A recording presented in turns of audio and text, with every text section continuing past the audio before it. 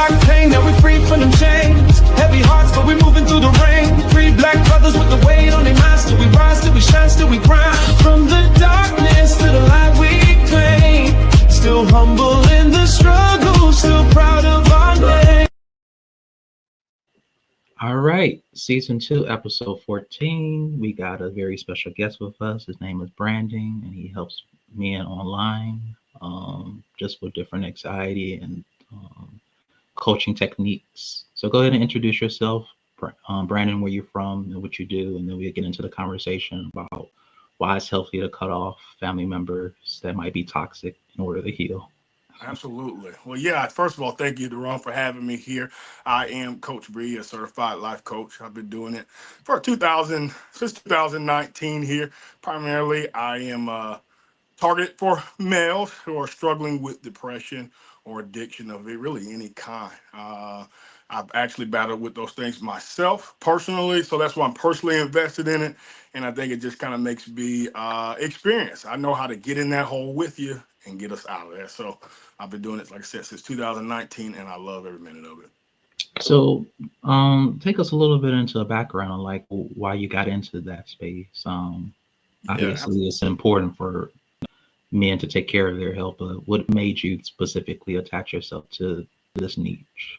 Well, yeah, definitely. For me personally, like I said, I had my own particular issues.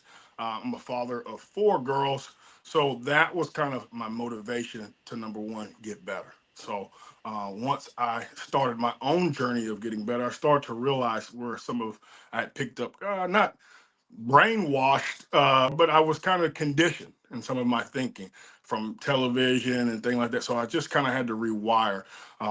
So with me going through that journey, I kind of start to see with friends and family, hey, I think other people are picking up on some of these conditionings and kind of contributing to their issues. So once I got well, I was like, you know what, I'm going to kind of help some people with the things that helped me.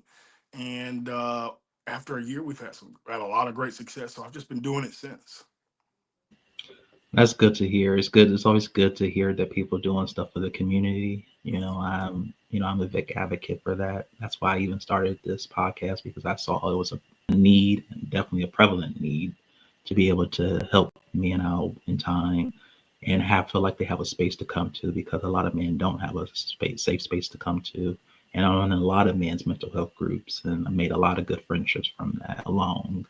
And I just wish more people would take their mental health serious. Like, it's okay to cry, it's okay to do all the things that society tells us not to do, Right. Because that's how we're going to live a long life, because we won't be stressed down. We won't be stressed out about all of those different stigmas and stuff like that's going on. We can do, and we can have these conversations and keep having these conversations, so other future generations will know that it's okay. They don't have to suffer or endure all the stuff that we had to do when we was a child, or with our parents and stuff like that. So it's good to hear that, brother. So now I wanted to kind of take the conversation into the direction of the topic of hand, just cutting out toxic family members, and why it's good for your overall healing journey. And I'll go first. I had to cut out a lot of toxic family members, throughout my years of growing up, because I just didn't like the environments that I was in, and how they were very not very good for my mental health. And I had an auntie, she just didn't care. She was very evil. She was very wicked. She said she's going to do whatever she wanted to do. She didn't have any she didn't have any regard for anybody else's feelings. And I just lived with her, in my childhood, because I was going through a lot of stuff, at home, and I didn't have anywhere else to kind of didn't have anyone else to depend on. And she was she was kind of like my only option at that time. But just as I was living with her, I saw a lot of things that was going down. And mind you, I was living in the hood on the east side of Cleveland. And that's just not a good neighborhood to live in anyway. So put that in perspective, then plus living in a toxic family home where drug dealers coming in and out of the house, a lot of banging going on, and I'm just like a little child not knowing what's going on. Right. He's breaking in, all of the drugs that's going in and out, and I'm like, you're supposed to be this woman of God, but yet anytime I get into trouble, you look at me or judge me some type of way, but you're no model yourself. All How right. you get in and out of the house, and it's like, and I look and I say, and I try not to judge, be judgmental, but it was very hard when you were a young boy. Right. You think like you think this is what it's like. This is what you're supposed to be doing. Like this is how you make a living for yourself. But I knew I wanted something better for myself. So, once my mom got me back and she was able to help me to get into a good school and into a good college, I knew that I didn't want to go back to that lifestyle that I Mhm. had previously been under my auntie. And I think a lot of Black boys, like, that's how they get sucked into because sometimes the family does groom you into becoming this, like, feeding off the government, saying, this is how you lie to get food stamps. This is how you do all of the things that we're not supposed to do, but this is how Right. you cheat the system. This is how you Right. win. Hmm. So what do you think about, like, why is it so many dysfunctional families, Yeah. specifically Black? Why is there so much dysfunction? And then how can you move forward to Yeah, to definitely. elevate your life? Yeah, I appreciate you sharing with that, definitely. And uh generally speaking, not always, but a lot of our Black people are in a survival mode. We're not given the opportunities a lot of other Caucasians or that have. So we adapt bad habits, like you said, lying about the EBT, and then we also selling drugs or whatever to make the ends meet. So yeah, we kind of are become a product of our environment. So yeah, especially at an adolescent, at a young age, yeah, it's very difficult to articulate, this is uncomfortable, or and you don't even know any difference. Um, Mhm. and definitely, as we get older, it gets a little bit a little tricky because we love our family, but now we start to see things are not the way they were. Um, me personally, every difficult situation, good or any good or bad situation, I always tell my men, hey, lean into that because negative things are not going anywhere. So we have to kind of lean into that now. But with that being said, like we got to also have healthy boundaries as well, non-negotiables. Like, hey, these are not the things that I stand for anymore, and I won't. But um, a lot of things are case by case. If we're talking about leaving a family for freedom and or to think clearly, it just really depends. It really just depends. Like I said, I like for men to lean into conversation, say, "Hey, I've gotten older, and this is where we're at." But a lot of people they don't change. So for me, really, ultimately, it's really case by case. Um, I definitely encourage people to leave like abusive situations, where they're verbally abused, physically abused. Definitely, I'm always like, hey, look, that's maybe a situation we need to get out of. But for other cases like that, I always say, hey, let's lean into it and let's have an uncomfortable conversation, right? Then let's take it from there. If we say, hey, this is not the environment of things, and hey, I think you should change too, you just never know. Our words have power. But I think ultimately, a man has to do what's best for him, and Yeah, creating and boundaries is a part of that. yeah, and I had to do that because I realized that things wasn't going to change. Like they're Yeah, still, I was like 7 or 8, and they still have the same mentality. And now I'm 31, right? right. So like, what do you do? Like, you're gonna Yeah, keep enabling them to do what right. they want to do, and while you still talk to them. And I'm like, no. Absolutely. My mom and my sister is cool with them, but I'm not. Like, Yeah. I'm not. I don't want to talk to them. I don't want to see them. Like, it's a lot of stuff. I had to go through a lot of years of therapy to kind of unpack what I saw and what the Yeah. things that happened. And I'm thinking, like, no, this is not something that is normal. Yeah. Definitely. We have to learn to break it. Yeah. I agree totally. I have men that they've had incidents where abuse is it's deep. And so Mhm. yeah, we've gotta separate. We've got to separate. It doesn't matter what type of forgiveness I forgive you or I have better understanding. Like when we have victims of sexual abuse and things like that, we don't encourage you to stay in that area. So there's times we got to get out, and it's not limited to just sexual abuse, but verbal, lifestyle, like you said, And I think it definitely takes a mature man who's healing and got some steps to say, hey, look, I've got to establish some healthy boundaries. And that can be difficult, very difficult with family, especially our black family. Yeah, and then on the other hand, it's like you cut them off, and then you feel bad to a certain degree because man, they family, and you want to stick by them because if you can't trust your own family, who can you? I definitely agree And with you there. I had to really lean into a lot of my good friends, guy friends, to kind of talk to them at the time and say, This is what I'm going through," and like, and they told me their sad stories too. Like I even had like a friend, he was like, "Leave those toxic family members alone." Like he was Yeah. agreeing with me. Like I was like, because he experienced a lot in his life. He experienced some of the same things that I went through when I was growing up, but it was 10 times worse because he didn't have like social services come in and check the home and stuff Oh, like wow. that. He Yeah. had to live in and endure. He even saw the come and shoot one of his cousins right in front of Wow. him because they Yeah. didn't have the dope money for him. And so he had to endure all of that. But I think at the time, you can cut people off, but then on the other hand, it's still going to take you some time for you to heal and process because a lot of times we want people to apologize for the things that they've done wrong. Hmm. And Yeah. sometimes people are not going to give you that satisfaction of that apology Yeah. that you want. And so Absolutely. that's when you have to really lean into the people that's already with you and know you and go and get the therapy that you need. Like I Yeah. strongly advocate for that. Like that's Yeah. I, been for years. mhm. I totally agree with that. I tell that to men all the time. Look, forgiveness, the world tells you some things a little backwards. They say, hey, forgive somebody, and that it's for you. Look, I think that's a two-part system. You forgive someone, but the healing process is really on you. You can't expect them to heal you. It's kind of like if you punch me in the nose and my nose, and I'm like, all right, Daron, I forgive you, but if I still have a broken nose, it's now my responsibility to head to the hospital and do the proper healing. And I think sometimes that's what happens with the the miscommunication or misunderstanding of forgiveness. Forgiveness, that's just step one.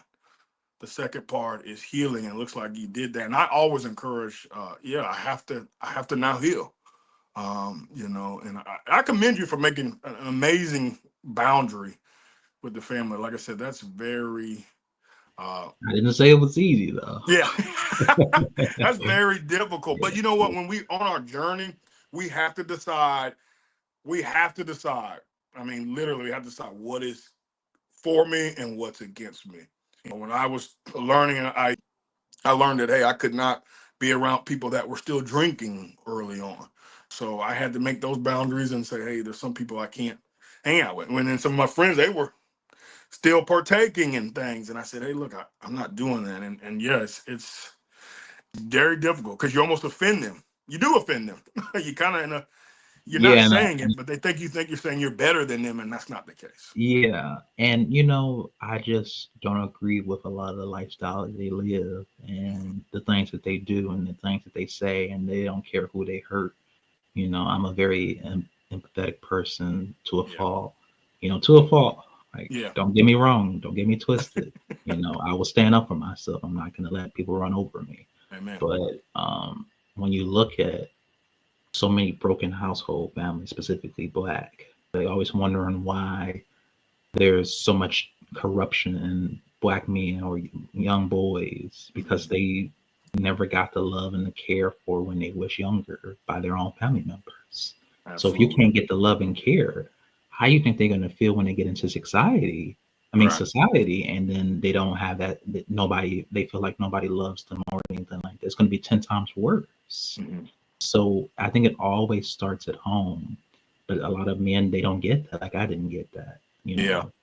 and And I think it's like I said earlier. I think it is once we get to that realization, that level of conscious thinking. Yeah, it's possibly time we cut off families. As hard as that is, I mhm. always say for me, that's literally the last resort. But it's it needs to be an option.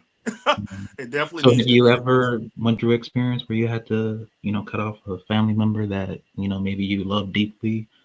that you maybe Uh, just couldn't take anymore, or Not a family other member, friends but or family? definitely friends. Definitely friends. I've had friends that I've grown up with since like second grade. And so we all started having kids around the same time, and that was a common thing. But we also were drinking and smoking marijuana too.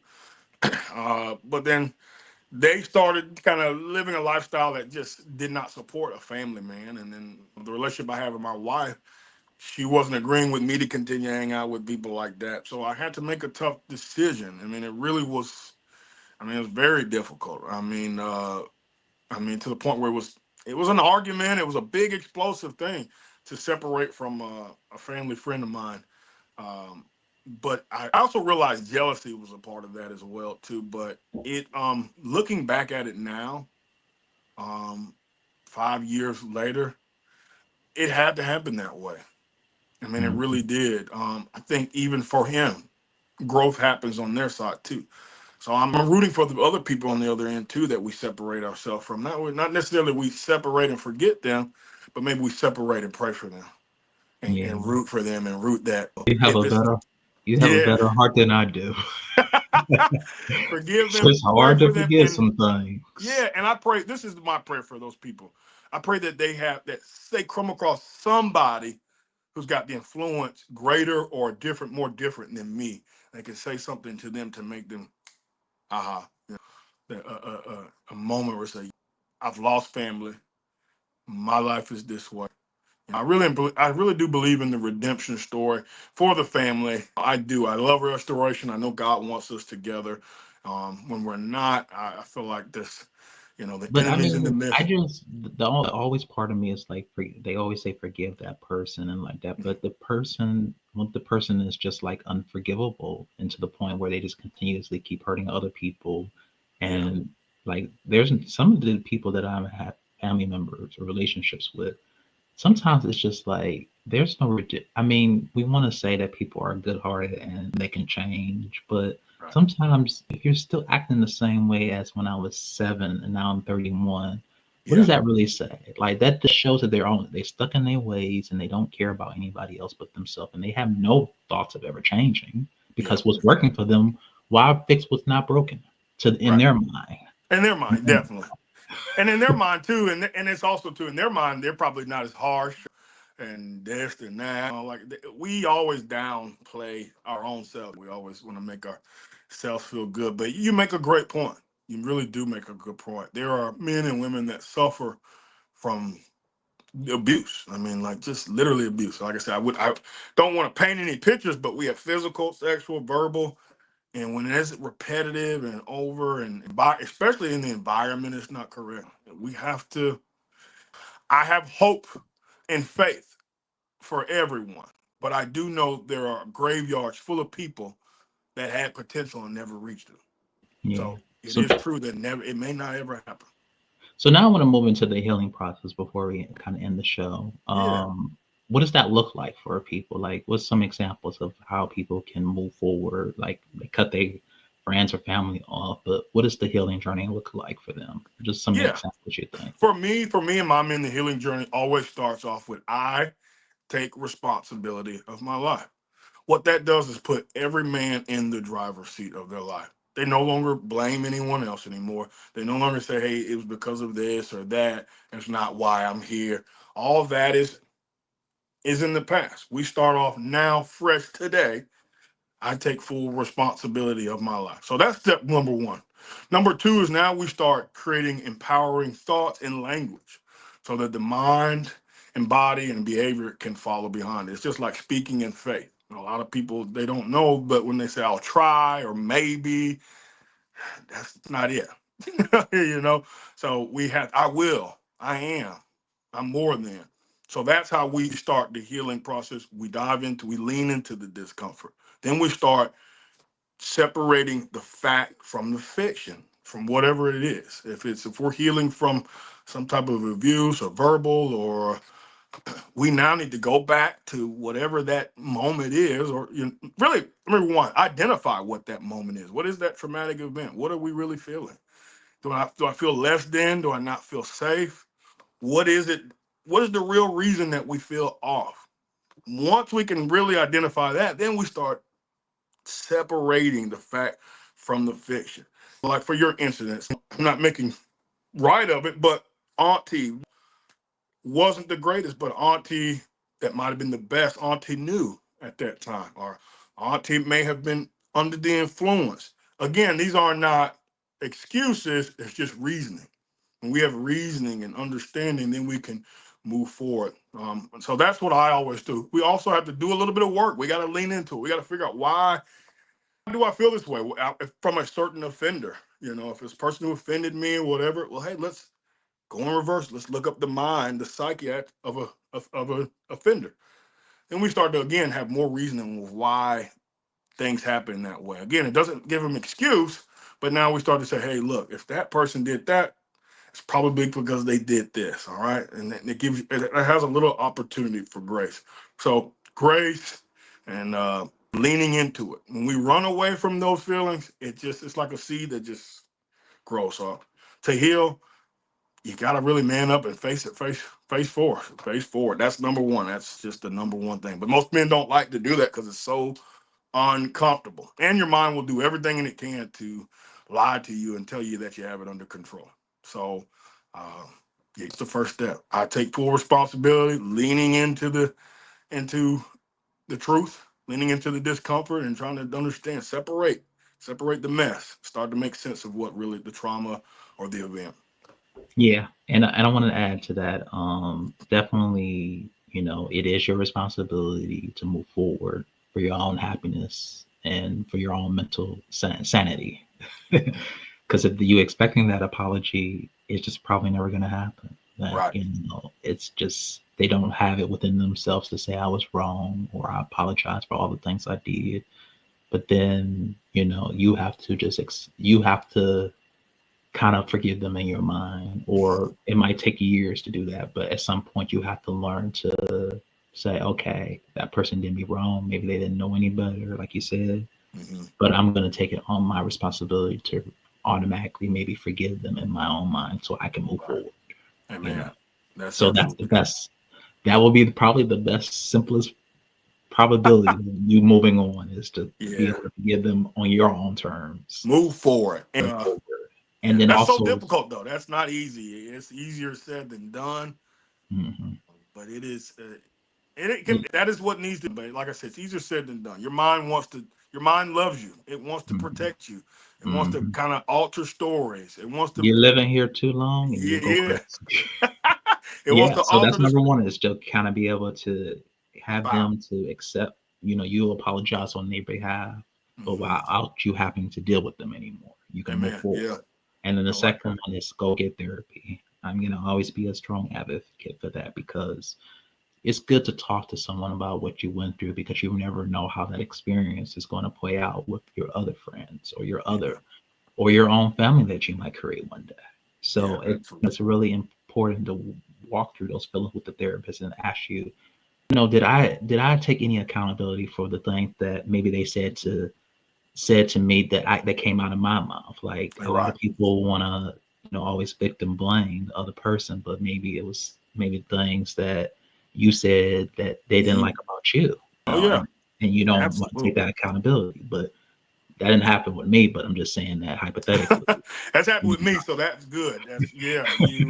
But there are some relationships that's like that. Like a lot of people say nasty things to that person, or they're just a shitty ass person, and then they expect people to be nice to them. It doesn't work that way. So definitely own up to the things that you've done too in the relationship, because it works both ways.